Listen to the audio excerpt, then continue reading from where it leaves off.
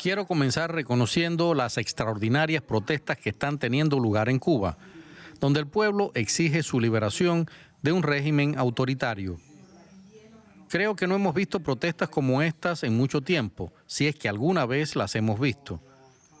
Estados Unidos está al lado del pueblo de Cuba en su reivindicación de sus derechos universales y emplazamos al gobierno cubano a abstenerse de aplicar la violencia o silenciar la voz del pueblo. Pero ¿qué esperar concretamente de los Estados Unidos tras las palabras de Joe Biden? Tenemos en directo desde Estados Unidos a Ted Henken, quien es profesor adjunto especialista en Cuba de la Universidad de Nueva York. Profesor Henken, muchas gracias por aceptar hablar con nosotros. Bienvenido. Y parto preguntándole inmediatamente, en primer lugar, que el presidente Biden declare que está con el pueblo cubano. ¿En qué se traduce concretamente ese apoyo?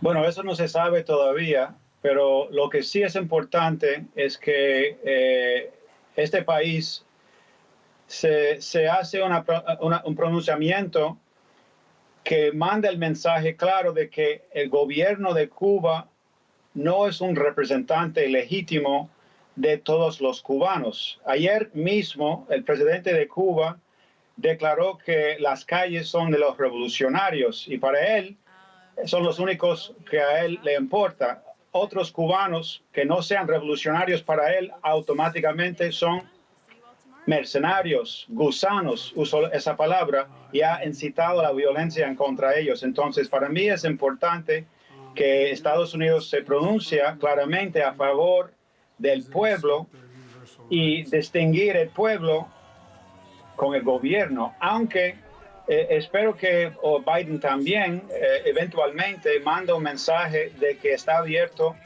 a una reapertura y a un regreso a la política de acercamiento que existió antes de la presidencia de Trump.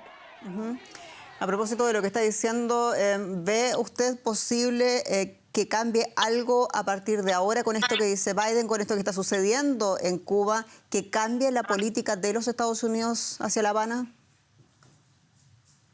Lo veo muy dudoso ahora mismo. Cambiar la política durante esa crisis sería visto como darle una victoria al gobierno y eso políticamente no funcionaría para nada dentro de Estados Unidos. Eso si hubiera eso pasado desde hace una semana o dos, cuando se veía que la crisis humanitaria y sanitaria en Cuba se estaba empeorando, y abrir algún tipo de conexión humanitaria y también ir cambiando la política de aislación o al menos abrir una manera de hacer llegar medicamentos y hasta vacunas. Pero el problema a la vez es el gobierno cubano ha rechazado varios intentos de esa apertura porque quiere la apertura pero solo bajo su control y sus reglas. Entonces, tampoco veo que el pueblo cubano va a ceder o dejar de protestar.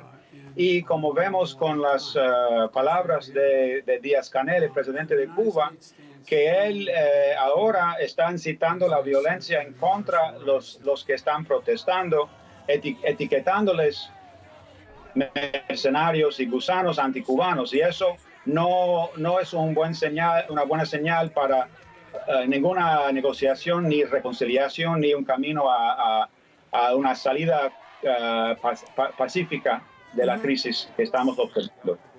Profesor, muy breve, el expresidente Obama creía en la política blanda hacia Cuba con un levantamiento parcial del bloqueo. A estas alturas, con todo lo que ha sucedido, ¿cree usted que ese sigue siendo el camino para la democracia en la isla? La democracia de la isla de Cuba tiene que venir desde Cuba, desde dentro de Cuba.